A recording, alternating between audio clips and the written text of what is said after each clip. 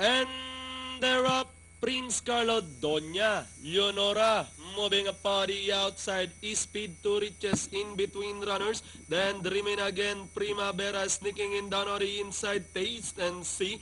New Chapter moving up. Rancy stays next in line.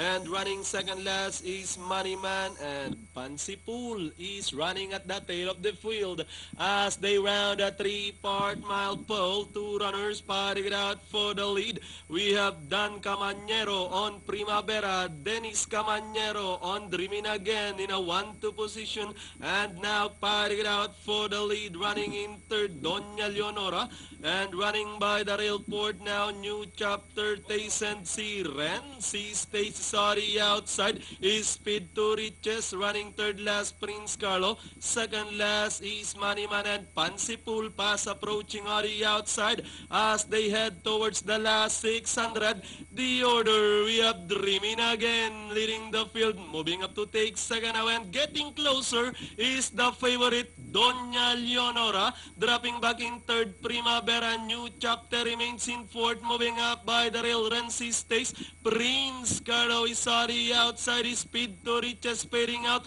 Pansy Pool third last. Taste and See and Moneyman as they turn for home. Dreaming again regains the lead.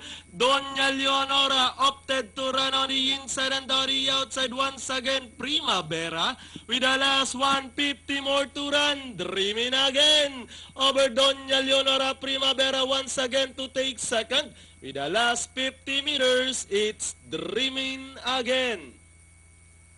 Second, Doña Leonora, Primavera, Renzi stays, and Prince Carlo for your Pentafecta.